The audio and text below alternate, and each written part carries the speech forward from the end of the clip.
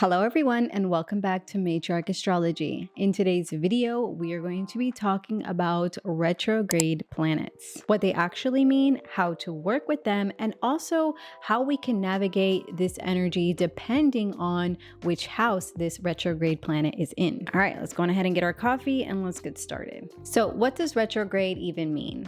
This is basically when if we were to look at the planet with our naked eyes and see it in the sky, it might look like it's going backwards. In traditional astrology, a retrograde planet was considered more of a weakened planet or just a planet that has a bit more of a distortion to its usual energy. And that doesn't mean that the planet is bad, it just means that it's working differently. It's more reflective or internal, and in some cases delayed. So you can kind of think of it like a planet that is not driving forward, it's driving in reverse, which is more of a reviewing, revising, or rethinking type of energy. So let's start with the most frequent, and probably a lot of people already have this in their birth chart, the Mercury retrograde. So let's say we have Mercury retrograde in the sign of Aries in the 10th house. This can show up as communication challenges with authority figures because it's 10th house. And then it's also about revisiting or rethinking career moves. So you may frequently be questioning yourself about making certain decisions when it comes to your career.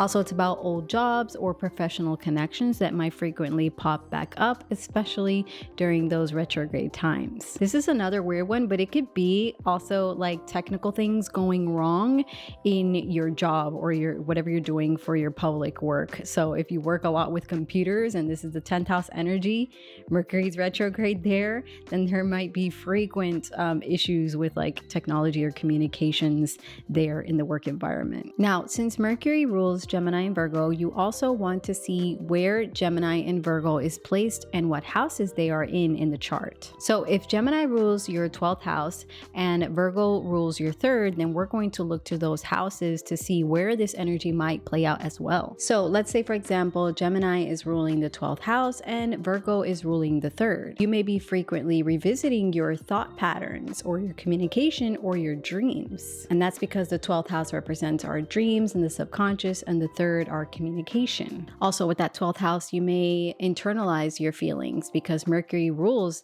there in that 12th house. So then that energy tends to be more subconscious or retreat more, especially even more with that retrograde. This can also show up as having to write things over again. So if you write a lot, you'll have to go back and edit some things over again. Or also if you're working on some type of communication project, then that too may have to be revisited with that 3rd house energy. So a great tip here would be to back up your files.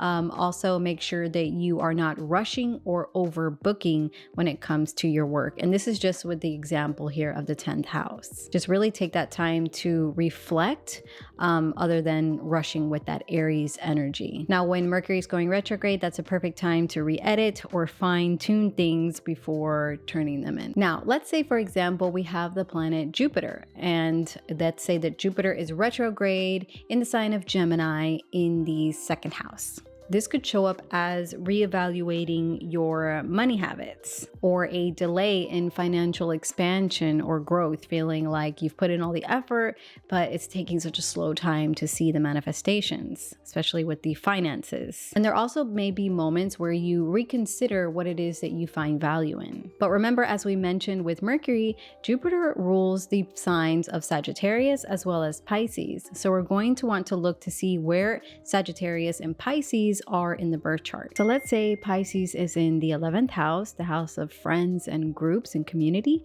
And then we have Sagittarius in the 6th house, the house of routine, your health, as well as animals. You may feel here the need to distance yourselves from friendships, that 11th house energy, or you may feel like you need to reshape or shift your day-to-day routine. Or you could just be feeling less inspired and have some need to take some time away to refocus. So if you do have Jupiter retrograde, it would be good not to force growth, but to be okay with going more inward. You want to focus on inner abundance as opposed to outside influences or outside resources of abundance. You will probably be taking a double check when it comes to your beliefs. This is crazy because this is exactly how things have manifested for me.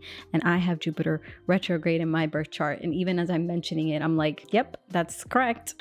I grew up super religious, and then now I'm into astrology and witchy stuff and the occult and just complete opposites. That's where that checking in with your beliefs comes into play, because I did check in, and when I did, I was like, this doesn't align anymore. This doesn't make sense. With Jupiter as well, retrograde, you want to make sure that you are also checking to see where you may be overcommitting. And for that, you want to see what house it is in, and then also where the Pisces and Sagittarius is in your chart as well. Now, next, let's say we have Venus retrograde in your birth chart. And let's say that you have Venus retrograde in the sign of Cancer in your 4th house of home. Here we may see some old resurfacing issues when it comes to family dynamics, especially as you grow older. You might see those patterns resurface in your own home, or there just could be some emotional ties to the past or childhood. You could also end up reconnecting with a family member with this placement, or a past love, even in childhood. Like, let's say you had a childhood crush,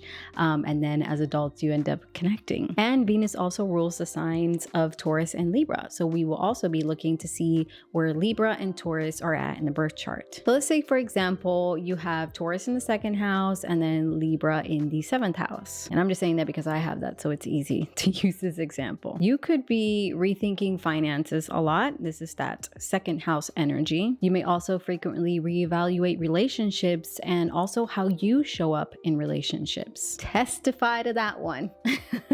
I've done that, thankfully, long ago in my early 20s. So if you do have this energy, it's going to be very, very important to focus on love. And by love, I mean self-love first. So it's going to be important to not rush into any emotional, romantic decisions. And you're going to also want to focus immensely on self-love as a priority, especially with Venus retrograde. And with this Venusian energy, redecorating your space may be something that brings you pleasure. So just frequently beautifying it up and adding maybe some new colors or new furniture piece. Just be sure to give yourself a lot of softness with this energy, not pressure. So I do practice Hellenistic astrology, and the reason I'm mentioning the other houses is because when we look at a planet, we're also looking at what houses that planet rules. So for example, when we talked about the Venus retrograde, yes, we do want to see where Venus is placed in the chart, like if she's in the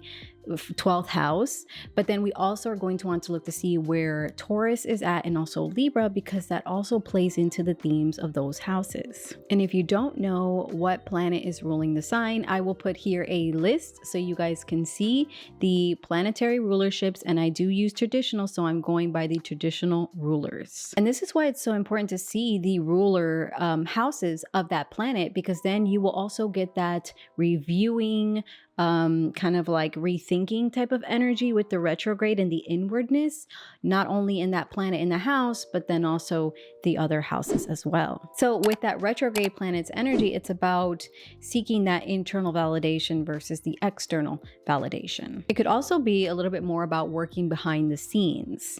So not being so outwardly and just kind of doing more behind the scenes work. Like when I do chart readings, I am providing a service for people a little bit more behind the scenes, as I'm not outwardly exposing their chart to the world and doing a chart reading for everybody to see. So with this energy, make sure that you are okay with revisiting, redoing things, unfortunately, and let go of the need for perfection. Retrograde planets are not here to cause havoc or kind of restrict us from something. It's really helping you to slow down, reflect, and realign yourself. So make sure you let the planets teach you through those pauses or that stillness. If this video helped, please make sure to hit the like button, subscribe for more, and leave a comment down below. Which planets do you have retrograde in your chart, and how has that played out for you? Until next time, I will see you guys in the next video.